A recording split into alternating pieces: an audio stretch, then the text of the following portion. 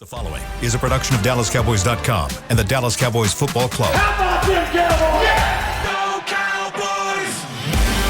This is Girls Talk, Boys Talk, presented by Jigsaw Dating, preferred dating partner of the Dallas Cowboys, and broadcasting live from Dallas Cowboys World Headquarters at the Star. Welcome into another off-season edition of Girls Talk, Boys Talk, presented by Jigsaw, the preferred dating partner of the Dallas Cowboys. Haley Sutton, Aisha Morrison, and Jess Navarez with you. All of us back in the studio today. We're hanging out. Life is good. A lot of changes for this Cowboys organization that we've kind of been charting the last couple of weeks, but it seems like some things are finally coming into fruition here for the team. So we're going to talk a little bit about some of the coaching additions, and some coaches have recently got some promotions and that kind of thing. So we'll talk about that. But the first thing I want to start with is this kicker drama. It is very apparent, and Jerry Jones actually told reporters that they were starting from scratch when it came to the kicking position. We all know the way the season ended for Brett Maher, not so much on a high note there. The Cowboys have since taken matters into their own hands. They have signed Tristan Vizcaino. They signed him late last night. We will see if he makes it through training camp. I believe this is his second time going through this process. But as of right now, he has been signed to the roster. A couple of things before we open this up for conversation. Now, he was signed to the practice squad earlier this year whenever Brett first had those issues. We watched him at practice a little bit, and he wasn't incredibly impressive during the time that we watched. Obviously, we get limited sessions, so he could have obviously turned it up after that and in the weeks prior. But it'll be interesting to see, is he a permanent fixture? Is this they're putting their eggs in his basket? Are they bringing him in as kind of a competitor piece? So he'll be an interesting guy to follow throughout this offseason and then into training camp. But a couple of things on Tristan. He was signed to the practice squad, as I mentioned. He was kicking for the Patriots last year. He was 2 of 2 in his field goals, 3 of 3 on PATs in Arizona. Prior to that, and then before that, he's kind of been bouncing around the league. He was with the Chargers for 6 games in 2021. Had a really good season with the 49ers back in 2020. So he has the ability to kick, but we will see. Ladies, this obviously means that the Cowboys are pretty much out on Brett Maher. Are we happy about that? Give me your initial thoughts on No More Money Maher in Dallas. Go ahead. I know that. It's my bread and butter. I'm so on the fence about this because I was really impressed with the season overall that Brett Maher had. But again, it is inexcusable the way things kind of ended for him. So I do understand the reason in wanting to, maybe move on. I guess it's just, it makes me so nervous. It really does, because you look back to last season and training camp and how all of this really came to be, and it's funny how things shifted because correct me if I'm wrong, but Tristan was one of the candidates vying for that kicking position back in training camp, and it was a mess. I remember the kicking situation was a mess. I remember being in Miami and just watching it from afar and being like, yeah, all of the tweets coming out, all of the videos of, there were balls going to the side in the trees and the stands, like nothing was going through where it needed to go through. So it makes me nervous. It really makes me nervous because what I've heard of Tristan is exactly what you said. It's not the best. It's not, maybe the most impressive, but light at the end of the tunnel, guys, and some silver lining. We were saying that about Brett Maher last year during training camp was, hey, this guy gives us a little bit of trauma coming back up because of how he left the first time, and then look at the season he had. So I have nothing but faith in the special teams coaching to maybe coach this guy up a little bit and where he needs to. So I'm torn. No, I agree at least they're starting kind of early. As far as trying to figure it out and bringing someone in here that has some experience. Like you said, I don't know if he is a permanent guy, but he is a gentleman that has some experience that is going to push whoever else is going to be in competition. So this camp, this training staff, this coaching staff last year, they really liked competition from other positions. So maybe it's just let's bring a guy in here that's experienced, that has competition. And it's weird because when you read his numbers and you go look at his numbers, you say, oh, he's been efficient. He's been efficient in the few times he's kicked, but obviously you asked the question of how is he going to be over a prolonged period of time. So interesting to say the least. I'm just, again, like you mentioned, we didn't know that kicking was, we knew it was an issue, but we didn't know it was that bad until camp. Yeah. So at least now they're trying to get someone in here and kind of get something established beforehand. Yeah. Yeah, it's where I'm at with it. It's just one of those things where it's like, dang, because kicking, I've always said this, kicking is like the one position I think on the field that is unforgivable. Yes. Yeah. Right? And I think really close second to that is the cornerback or the secondary because, like you're set up for failure in those situations. But when it comes to being a kicker, you don't get the chances that a lot of these other positions have. Like think about where Jerry was whenever Brett first missed that kick against Washington, right? Like Jerry already was like, hey man, like what we're not gonna do is this, right? I wish he would say that line exactly. I would love to hear Jerry Jones say that. Like he was already feeling it after one missed kick, and when you think about what Brett did for this team, I mean, I was looking at his numbers last night. He was 90.6% made field goals in 2022, 94.3% of those PATs. And I'd like to know, the numbers even before the last 3 games of the season. So I imagine it was up there 95%, or higher. So it's just tricky when you think about, the work he put in. I remember when he was sitting down with us on the radio show that I'm now, Cowboys Hour. I was like, what was that show called? It's been so long since we did it. But when he sat down with us on Cowboys Hour with me and Brad Sham, and we were talking with him, and just the level of intensity that he was at then, he was talking about how, this was an exciting part of his career. He was trying to figure out, from a family perspective, because his family doesn't live here right now because it's temporary. Sure. So he's trying to figure out, like, is my family going to move here? Like, am I finally in a place where, I'm going to be a Dallas Cowboy for a while? So it's really frustrating just from that frame of mind to see where he was 3 months ago even. And now when you think about he's back job hunting. And listen, I don't think he'll be, for lack of a better term, unemployed for very long. I think there's a lot of teams in the league that need good kickers. Brett is a good kicker, so he'll get picked up. And maybe he gets re-signed again. There's still plenty of time to bring him back. He's one of those free agents on that lengthy list. Yeah. So that's really interesting. I also thought this was interesting, too. This is the second straight season where the Cowboys have cut ties with a kicker after 1 year. They did it the year before with Greg Zuerlein after he missed 6 PATs and 6 field goals. Ooh. That is egregious. So I can't believe Greg got another job. The leg. And I did want to correct myself because I was going back to look in my notes. It was Jonathan Garibay and Liram Hajrullahu that they had in training camp last season. And then Brett Maher came in and everyone goes, oh no. The world kind of stopped for a second whenever all of Cowboys Nation found that out. But I was glad that Brett was able to turn that view of himself around throughout the season, but I'm so torn about this because kicking makes me nervous. Yeah, you look at the start of the season, and Brett Maher's leg was the reason really the Cowboys were able to win, especially when Cooper Rush was first coming in to be adjusted to the offense and then Dak was out. So it really is not fair to discredit the success he had because of how things ended, but I do understandably get why they would be quick to be like, okay, you're out. You didn't do it when it mattered the most. Yeah. And I get that. I get both sides. It's such a sorry. No, you go ahead. It's such a fluid thing, kicker. Yeah. Like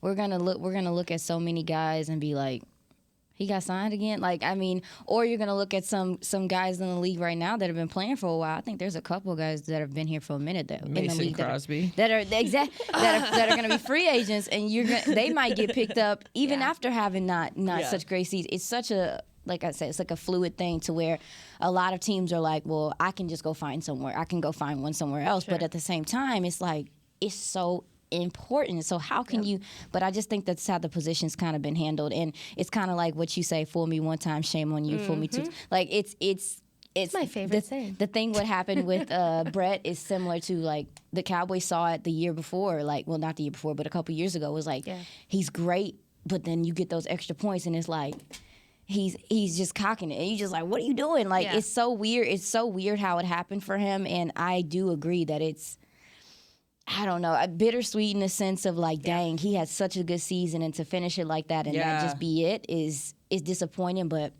I guess it's just a part of the game. Because that's what everyone's going to think of him as, right? Like, nobody's going to remember the fact that he banged out back-to-back 60-yarders against the Vikings at halftime to put that game pretty much to bed. You know, no one's going to talk about the fact that he was a perfect 4 for 4, I believe it was, against Washington and helped the Cowboys beat the Commanders in that, second game with Cooper. Or 9 of 11 from 50 yards or more. Yeah. Like, basically being one of the best kickers in Cowboys franchise history. And didn't he win the Cincy game? Like, it wasn't like a last his minute game winner. And so he was a huge part. But that's another thing too, is like, I don't know how it is in a locker room too much, but I do understand, like, you also don't want the team to lose confidence in the kicker because there were instances like, at the end you're like, go for two, and that's a tough situation to be in as an offensive player. You go all the way down the field, you need points, then your kicker, like, to stay grounded in he's gonna make it next time, he's gonna make it, and then he's not making it the next time. There's panic that sits in for an offense, I'm sure. So it's like, I trust Bones Fossil, actually one of the guys is actually returning crazy. Yeah, he's a little crazy. He's a little crazy.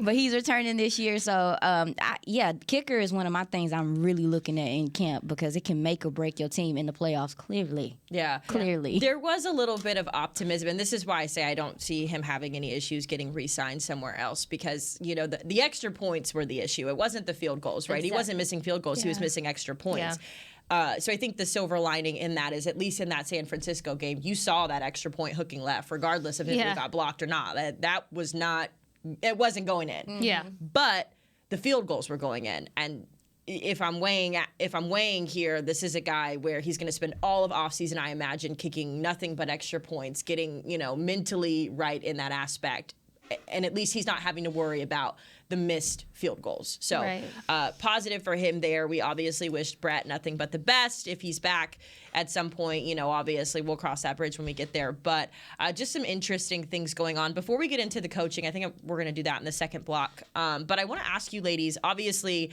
that kind of feels like a dramatic move almost for a guy who was such a contributor on offense and he's not returning. Where are some other positions you maybe see on this team where you can kind of go like, personally, I don't want him to go, but maybe for the good of the team, we maybe need to do some evaluating. Oh, God. I know. It's a tough question. I can talk about it first if y'all want me to, but I just think that I've kind of been seeing, I was watching yesterday how the Titans were kind of operating, right? And the Titans are letting go of a lot of veteran guys. There's a couple of them that I'm looking at. Who were contributors. I know. Look, like free agency is how many days away? March 15th. But this 13. is the Titans 15. Are an organization where they cleaned house. They got rid of their GM earlier in the year after they got smoked by what's his name, AJ from the Eagles. I always get him and AJ Green and AJ Brown mixed up, but AJ Brown had the Titans in a tailspin when the Eagles played them back mid-season. They got rid of their GM after that game.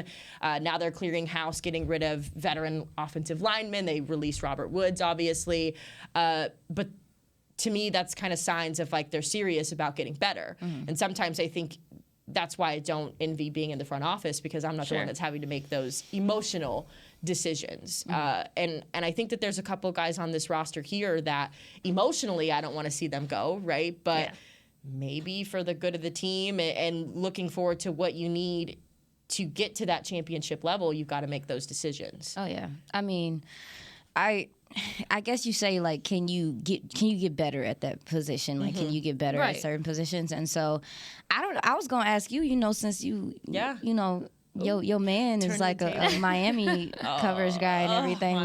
Listen, pull yourself together. It's too early in the morning. Haley, girl, it is 10:14. But I just been seeing a little bit of the conversation about Byron Jones possibly being somebody that's going to be a casualty or cap casualty. I don't know from the Dolphins. He's dealt with some hip injuries and some injuries lately or whatever. However, is he still an upgrade to maybe your cornerback 3 or your cornerback 2 or just a depth piece that you can bring in and me personally, I truly wanted to see him with this coaching regime. With this the Cowboys with the Cowboys defensive coaching regime, with Al Harris, with the Joey Jr., with the gentlemen that were brought in pretty much after he was gone. Yeah, I would like to see how he plays with them. And then you brought up the Titans, like my guy Skywalker Steele, shout out to him, ADZ Sports. He brought up David Long Jr. that plays for the Titans, linebacker. Anthony Barr, I felt like what he did here was admirable. It was helpful, but at the same time, we saw very clearly that in coverage that people took advantage of that spot. And also, too, you want to upgrade at the linebacker position because it allows Micah to be free and do what he wants to do. Leighton Vander Esch is a guy that we are very confident in. He played well, but can you get better there? Can you get? I mean, because the Cowboys could sign him back. Obviously, he's familiar with the system and everything. But if you can get better there, let's do it. Let's do it. So those are the two spots. I guess I'm like maybe you can continue to upgrade. I haven't seen a lot of offensive linemen, but that would be nice too. Cool. Yeah. Sorry. No, we that's gotta go okay. to the next. Yeah, let's go ahead and take our first break. When we come back, we'll continue this conversation, and we will get into some of the coaching changes that we have here on Girls Talk, Boys Talk. We'll be right back. At Jigsaw Dating, we obviously want the Cowboys to bring that 6th ring home. But to be honest, we're more focused on finding the person who will put a ring on your finger. That's why we created a dating app that reveals your face through meaningful conversation, so you can date deeper. Because it's personality that matters the most, not looks. Join Jigsaw Dating today, dating partner of the Dallas Cowboys.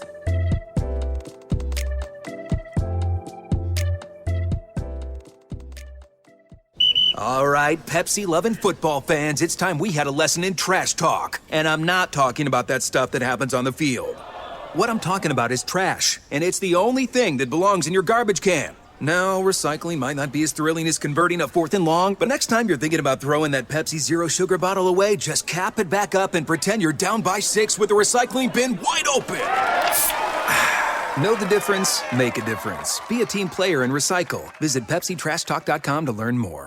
I'm Dak Prescott, quarterback of the Dallas Cowboys. And they snap it to Prescott, who looks right. It's not there. He escapes left. He'll run for a first down. Just like football, when it comes to crypto, it's important to have a team you can trust. With blockchain.com, I know I'm in good hands. Since 2011, they've been trusted by millions around the world to buy, sell, and trade cryptocurrency. Prescott's going to run this himself.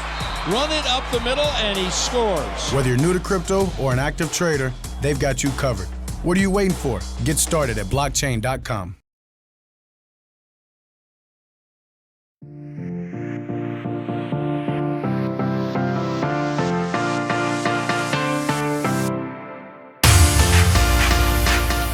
Girls Talk, Boys Talk, presented by Jigsaw, the preferred dating partner of the Dallas Cowboys. Haley Sutton, Aisha Morrison, and Jess Navarez, who's got some info for us. We'll get ready for the 2023 Dallas Cowboys Rhythm and Blues auditions with the DCRB Rhythm and Blues prep class every Monday night at Next Step Dance at the Star in Frisco from 8 to 9 p.m. Learn proper stretching technique, choreography, drills, and tips from DCRB director and dancers. Learn more on Instagram at DC Rhythm or Blue or DallasCowboys.com/DCRB for more info. I love them. I love going to the Cowboys incredible. games and watching them perform and how they just dance and dance and dance for like A million. a million minutes. Yeah. Yeah. And I'm like, dang, like I wish my mom and dad would put me in dance growing up. The I cardio. have so much admiration for rhythm and blues, and then of course DCC, just because that was my life growing up was dance, and it was like a dream of mine almost to be part of those teams. But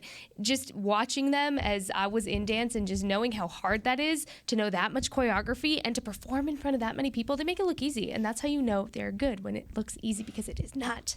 It's and it is not. a sport.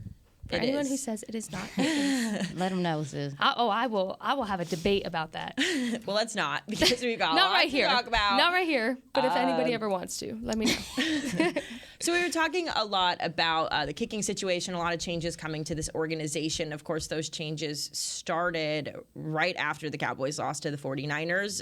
They made 6 coaching changes before eventually 7 with Kellen Moore leaving for the Chargers. So a lot of changes that have gone around, and the Cowboys have kind of started finalizing that list.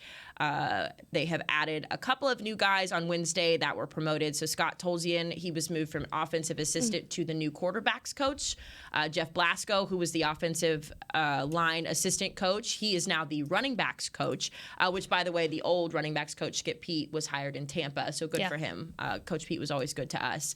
And then Cannon Matthews got promoted to assistant defensive back coach. He was doing some quality control on defense.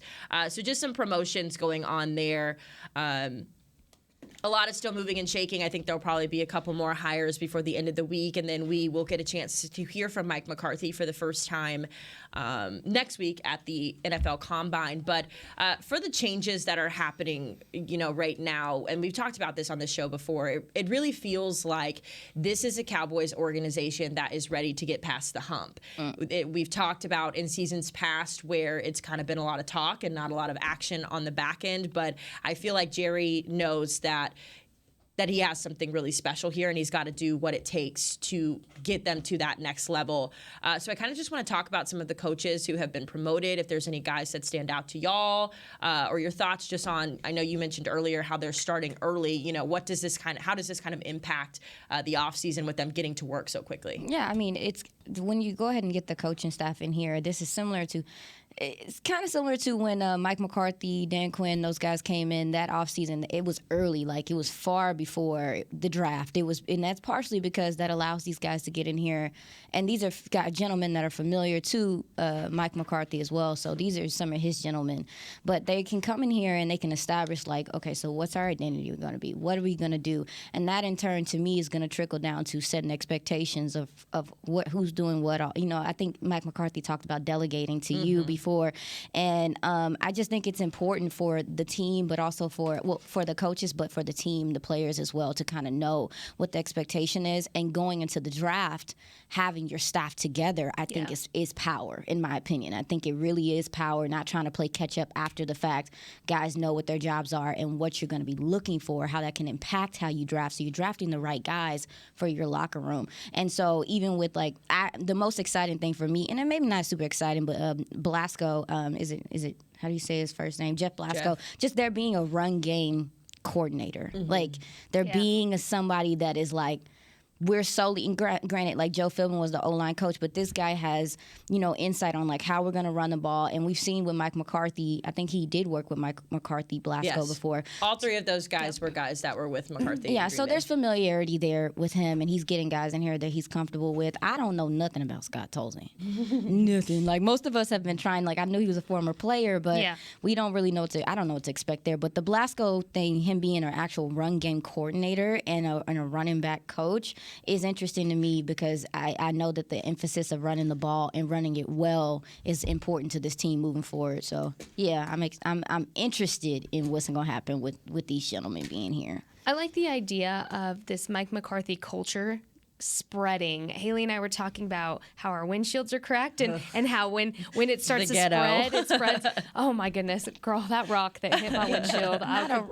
It was a rock. And I'll tell you later. But the point is when you see this coaching reign of Mike McCarthy starting to spread just quickly throughout really this building, I think what it does for really everybody is create this Mike McCarthy culture, which you saw more of last year and you've seen on the up and up since he came in 2020, which was a very weird year.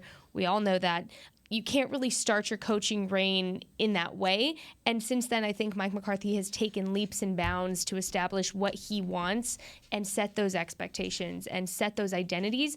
I also really appreciate a guy who will move people up within his own staff to give them promotions, if you will, where they're deserving. And he knows their strengths already as those coaches. Those players already know them. They're familiar. There's no time to have to sit there and kind of play catch up of, oh, hi, how are you? Nice to meet you. You're my coach now. There's already that respect factor there for what they're saying because they've been around these guys. So I appreciate that very much. But I think what you're seeing is you're seeing the final seal, if you will, of the Mike McCarthy culture in this team. Because, I mean, he's bringing in guys he knows, guys he trusts. And to be honest, if Mike McCarthy trusts these guys, I do too.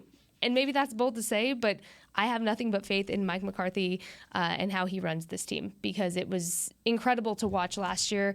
I can't imagine when he has guys that he has full confidence in, knows can get the job done. It's going to be special. Your question when you said you had no idea about Scott Tolzien. I did a deep dive. I'm currently on Wikipedia looking up Scott Tolzien. He is a former American quarterback who is now a coaching assistant for the Cowboys. We know he is the quarterbacks coach. He played football at Wisconsin, but he was an undrafted free agent. He got signed by the Chargers back in 2011, and he spent time with the 49ers, the Packers, and the Colts. He was a 2-star recruit out of Illinois in high school. Reminds me a lot of Kellen Moore, and I'll be interested to see, you know, what his skill set and how he's able to work with guys like, you know, Dak and Cooper if they re-sign Cooper, obviously. But I'm also interested to see what he works like with Will Grier. Yeah. I know that, you know, this past season was just a learning opportunity for Grier and, you know, getting to learn from a guy like Dak Prescott or even Cooper Rush. I think that combination is really good to kind of pick their brain from. So we'll see what he can do with the quarterbacks and how he works with Nussmeier, or not Nussmeier, he just left.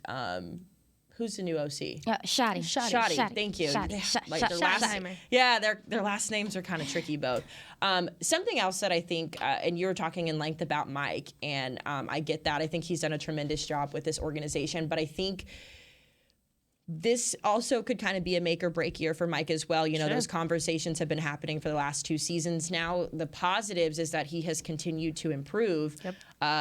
But again, I think Jerry and I think a lot of the leadership guys on this team are to the point where they're like, look, we cannot keep wasting They're over what it. we have. Show me. We Yes. cannot keep on saying that we're it and then we're not. And so Jerry, I think, is finally hearing that. I believe that he's kind of like, all right, like time to put up or shut up. And listen, I don't think Mike has done anything wrong. I think it'll be interesting to see how he calls plays and how that makes things different. I'm actually interested to see if that is even something that they continue to go forward with, or if it's just something where they're saying, right now we don't know, but we're going to default to Mike as the play caller.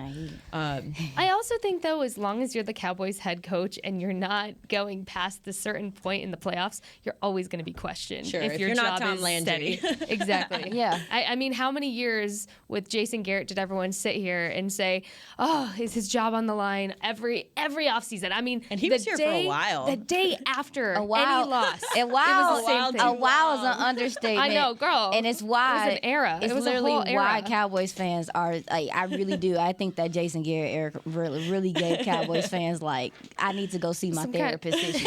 But I'm so glad that you mentioned the locker room. I'm so glad that you mentioned just like.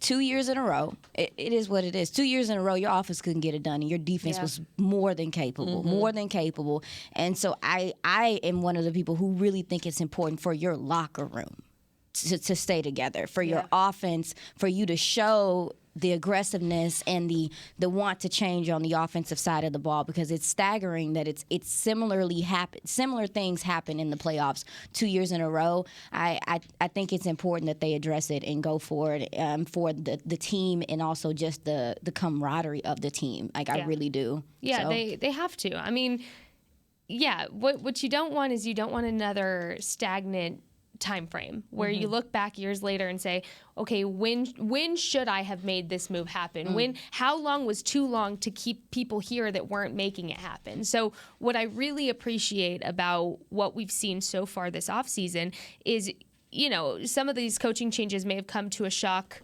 to us on the outside, but really when you look at it, it's interesting to see who was on their make it or break it year this season. You know, I know Kellen was the biggest one that we were all talking about, but it's interesting to see kind of how quickly that moved along. And what I think is a good new pattern to see is these things are happening quickly. Like you mentioned to your point, Aisha, is these things are happening quicker than I feel like they were in past years. It wasn't a hold on until the very last second kind of thing with Kellen. It was, all right, we didn't make it happen, next. And not that brutal, right? Like, I'm sure it was not that brutal, but I like the speed that they're going with this. They're not wasting time. It was very much so, turn the page, we need to focus and kind of revamp things here. Yeah. Speaking of the players, we just got a push alert from ESPN. CeeDee Lamb apparently got a massive back tattoo, and I'm looking at it. I don't know if we can show our viewers the tat. Dang. It's pretty intense. It looks like he got it done while he was at the Super Bowl. Ouch. But he said, ouch. Yeah, that looks like it hurts. That's a commitment. Yeah, it is. I'm looking at it, though. I'm trying to, decipher some of the stuff on there. There's, some kind of big cat, like a jaguar or a leopard on the left. It's got Kobe Bryant on it. Cool. Top of it says, my story isn't over. Ooh, I Interstate like 45 logo on there as well. There's a Warner Brothers logo. and a Spartan helmet. So a lot of things. It's I'm a sure. collage of his favorite things. Yeah. Oh, that's creative. Yeah. So obviously, I this always is a guy who's feeling himself. Yeah, in a positive I always clearly. like to hear like backstories of tattoos and even when you just see the guys in the locker room, you can see some of them, and sometimes I'm like, what does that one mean? When did you Look get at that him. one? And Look, that's exciting. Look at him becoming a number one I know, receiver. right? That's Heck what yeah. you know. That's Getting what his they. back You know that's tatted. what they do. The leg tattoo, The arm. and then they show everybody like, look, this is what you don't see when I'm on the field, but it's me. there. Hi. Yeah. I'm the problem. Please. It's me. Spare me. Okay. Oh, God. Let's go ahead and take our second me and started. final break here on Girls Talk, Boys Talk. When we come back, the franchise tag window officially opened earlier this week. So we're going to talk tag. We'll talk what that means, what it means for the Cowboys, and who should get that tag, if anybody. We'll be right back here on Girls Talk, Boys Talk. At Jigsaw Dating, we obviously want the Cowboys to bring that sixth ring home. But to be honest, we're more focused on finding the person who will put a ring on your finger. That's why we created a dating app that reveals your face through meaningful conversation, so you can date deeper. Because it's personality that matters the most, not looks. Join Jigsaw Dating today, dating partner of the Dallas Cowboys.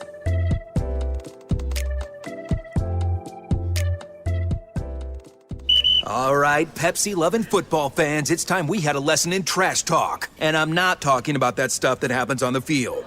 What I'm talking about is trash, and it's the only thing that belongs in your garbage can. Now, recycling might not be as thrilling as converting a 4th and long, but next time you're thinking about throwing that Pepsi Zero Sugar bottle away, just cap it back up and pretend you're down by 6 with the recycling bin wide open.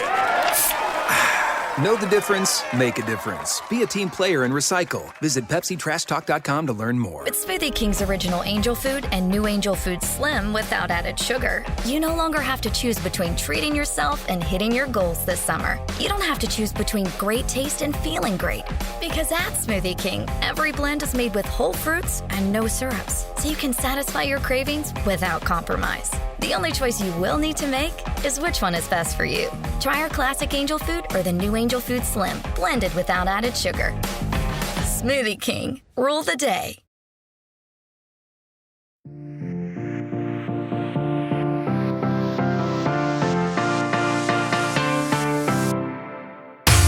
Our final block here on this Thursday edition of Girls Talk, Boys Talk, presented by Jigsaw Dating. We will go over to Jess. Join Dallas Cowboys United, presented by Globe Life, the official fan club of the Dallas Cowboys, to receive up to 30% off Pro Shop purchases in stores and online now through February 26th. Visit united.dallascowboys.com today.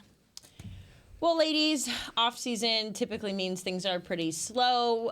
There's a saying, though, for the Cowboys is that there's no off-season for America's team, which has kind of been true. It's been moving and shaking when it comes. We talked about the coaching changes.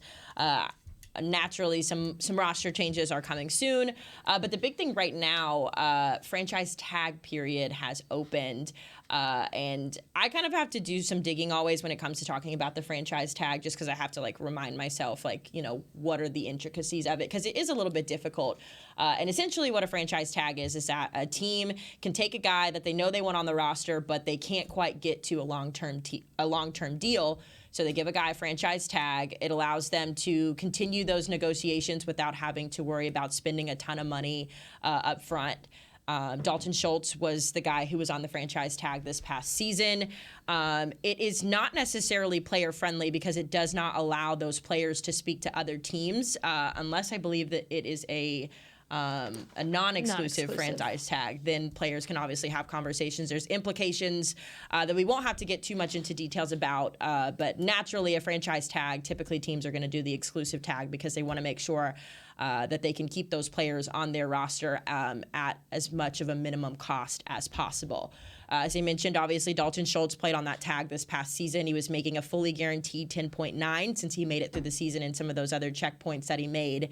And there's a couple of guys on this roster that are free agents that could hit that free agency tag this year. Dalton Schultz is a guy who could be re-tagged if they get there to it. If they re-tag him, They would have to sign him at $13 million. That would be his franchise tag cost. Some other guys that I'm going to list out, and I just want to open the floor to y'all and just, who do we think gets that tag? But some other guys that have been talked about so far in this offseason, Tony Pollard is the biggest one. He is also, for lack of better term, the cheapest option. Sure. You tag him at $10.1 million. That's $800,000 less than Dalton Schultz tag last year. Who else is on that list? Leighton Vander Esch. I don't see a world in which this happens. If you tag Leighton, you owe him $20.9 million.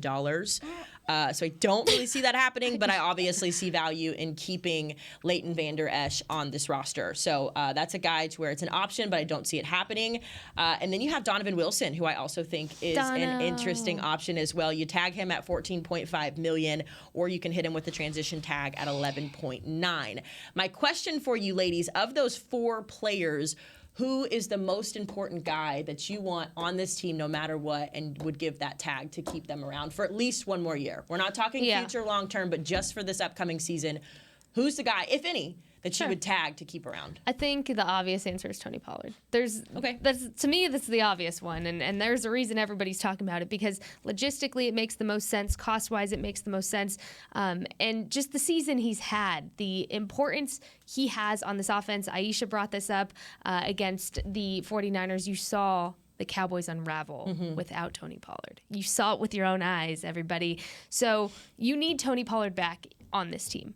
Now, what will be interesting is I think it's Tony Pollard or no deal, because yes, get him his contract, get him signed, get him back. But if you don't have to use that franchise tag, then don't. I think logistically, price-wise, if it's not Tony Pollard, don't use it. So I'm going Tony Pollard. I'm going to be basic with that answer because it just makes the most sense. Bring TP back because you need him. You absolutely need Tony Pollard back. And a lot of people have been bringing up, well, the ankle injury, is that going to impact anything? I don't think so, because it's not like this is a nagging injury that he's had. It's a break. It was a bad hit, happened once, and we've talked about many times on this podcast alone how great this medical staff is here to rehabbing players and bringing them back to their fullest extent to be healthy. So I'm going TP or no deal. I feel like I'm playing deal or no deal now. Yeah, I think I would agree. It's like, as much as I love Dono, like the Cowboys they value safety. Maybe they value it a little bit more, but I don't know if they value it enough to tag him or nothing. And I thought you made a really good point, just of like, it's either you tag him or you just sign him. Like don't touch the tag if you don't have to. Maybe you can just come to a legitimate deal. But a lot of the things, when you bring up Tony Pollard, I mean, you look at the running back room here. I mean, Malik Davis is a guy. I think he's a guy. He's going to be a player. But a lot of the conversations being like, is Zeke going to come back? Is he not going to be back? And when you look at that side of things, to just go into the next season, yeah, you could draft a running back. Yeah, you could bring a guy in here, and I think you could. But at the same time, just to go into next season with no veterans, like no guy that's been here before and done it before, is something I'm like shaky about. But I would definitely say at this point, I would say it's Tony Pollard if you're going to do it or not. And also, too, with Tony Pollard, it's interesting because all the things that you kind of worry about with a running back, he don't have a lot of tread on them tires. Yeah. Like, he hasn't played a whole bunch. So some of the things you kind of worry about with, like, okay, if I franchise tag him, is he going to have longevity this next 3 years or whatever the case may be? I feel like it's less of a concern because he has not played a crap ton he has not taken a crap ton of snaps in the NFL. So I'm on the fence about, do you use the tag or not? At this point. I think it all boils down to the Ezekiel Elliott decision, right? Because I think if you keep Zeke around, the contract is obviously going to have to be restructured, and I think that's just the reality of the business side of this game. He obviously brings value to the field, and I believe it's really challenging for people who don't spend time in this building, talking to the guys, talking to the coaching staff, understanding the decisions that go into keeping both Tony and Zeke. And it's wild because, like, I'll have conversations with, like, random people that I see out, and, they'll ask, like, what's the deal with Zeke? What are we doing? And again, like, people just don't recognize the value that he brings to the table. Oh, he's washed, he's not scoring. Well, actually, like, there was a streak where he scored a touchdown in 11 straight games. And it's not you being a homer. Just trying to make that clear. Yeah, it's just facts. Now, I agree, he's not the same Zeke that came into the league, but I think that's the challenging part of being a running back in the NFL right now, because you're expecting your running backs almost to come in, you give them these, 3-year contracts, these 5-year contracts, whatever it is. You come in, you absolutely get what you can squeeze out of them, and then it's like, all right, on to the next. And that's kind of the way that the NFL is shifting, right? Like, you're not seeing a ton of, long-term running backs like you saw with like Emmitt Smith or, some of these guys who, were back in the day, those bruisers. So it's challenging because, I want them both back on the roster again. Like, I just think there's so much value in having a Zeke and a Tony. Once they started utilizing that run game, it was great. It was a great asset that you didn't see a lot around the league. It was unique to the Cowboys. The issue that I see with tagging, and I don't know that issue is the right word. The issue that I see though with Tony is if you don't tag him, he's out, right? Like, he's going to go somewhere else. You know what I mean? Because the Eagles are going to see that Tony Pollard is available. And they're going to go, hey, Tony, we'd like to give you this, 3-year, $15 million, deal. God, I would and hate Tony's them going to more. go, I would hate them just like so they did much with more. DeMarco Murray, right? Ew, And they've just always tried to be the Cowboys. And obviously that's just like, Can't stand it's them. an example. But so it's tricky, right? So if you don't tag him, I don't see a world in which the Cowboys would match whatever somebody else would offer to bring him back. Now, if you do tag him, you obviously run into the issue of, well, is he going to be, the same guy? I know you talked about the injury. The Cowboys have really great medical staff, but a broken leg's a broken leg. And we saw how Michael Gallup, it took him all year to adjust, and he still wasn't back to 100%. So now you've got a guy where, let's say you do eliminate, it's a horrible word. Let's say you do not re-sign Zeke, right, or restructure his contract or whatever it is. Now you've got a guy to where, like, he's going to spend all the offseason rehabbing. I'm sure he'll come back fine, but you don't know the mental hurdles or even some of the physical setbacks that he's going to have from having that leg. So it's definitely tricky, but I do like what you said about, if you don't tag him, don't use it at all. Yeah. I do kind of like that. I would personally give it to Dono if they don't do Tony, just because I feel like Dono was a really important part of the team. But all of these guys are guys that I'd like to see back here long term. I also think, too, when you look at how the run game was maybe not used to the full extent this season, going back to this whole Zeke conversation, it's so frustrating to me because you don't really know what Zeke is still capable of because you didn't see the run game when you needed to the most. I mean, really, there were times where, yes, you saw the run for a little bit, and then the run was gone. And then you have Dak throwing for how many plus yards over and over and over and over, and you're relying on the pass game more than the run game here. So for me, when people talk about, oh, Zeke is washed, get rid of Zeke, it's just not a valid conversation because you really don't know how much he can be utilized still. You didn't see enough of him this season to be able to say that. So I'm more excited to see, if Zeke does stay, if Tony Pollard does stay, how that 1-2 punch can be utilized to the full extent, and that will trickle back down to Dak feeling more comfortable with the run game. You're going to see, that offensive line holding up, which will be another interesting conversation there as well, and how that's going to look next season. But it's a trickle effect, and so I think what people fail to realize is what you saw from the Cowboys' run game wasn't necessarily a game plan that was working for the run game, even though that was their identity. It wasn't what they were sticking to for most of the season. So if anyone's saying Zeke is washed, don't come at me with that. Yeah, he's been really banged up too. I mean, honestly, if we're being just completely honest about Zeke this last 2 years in particular, you didn't see him decline and play, I guess, until he was banged up, until he was dealing with knee stuff. Even last season, like, he was killing it, and then he had the knee injury, and then this season also too. It was early in the season, if I'm not mistaken, his knees got banged up. The Lions game. Yeah, the Lions game. And so when you the Lions. Yeah. But when you talk about I knew you were girl, I was waiting for you to say that.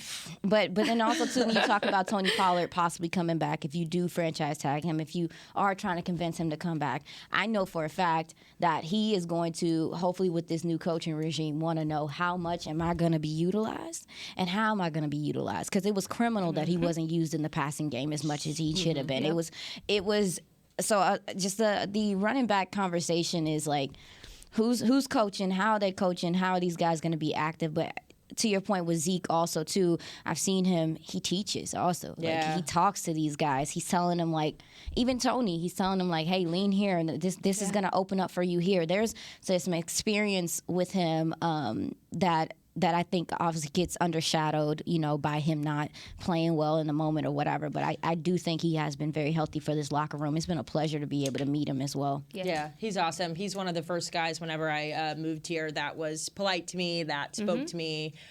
So again, this is the hard part of our job is, getting to know these guys on such a personal level, and then having to say like, calm down, pipe down. We understand what you're saying, but pipe down a little bit. Gee. Yeah. So it will be interesting to see. Like I said at the top of this block, the franchise tag window opened on February 21st. The deadline to tag players is March 7th at 3:00. So obviously they have a little bit over about a week and a half to get some of those negotiations and decisions made. So we'll continue to monitor that. This will be our last show though for a couple of weeks. Aisha and I are headed to the Combine next week, so we are so excited to be bringing some cool stories. I know Jess will be holding the fort down for us back here, hanging out, getting some good stuff. We will be back in a couple of weeks to talk Girls Talk, Boys Talk, but that will do it for our Thursday edition. We will see you guys in a couple of weeks. This has been a production of DallasCowboys.com and the Dallas Cowboys Football Club. How about this, Cowboys?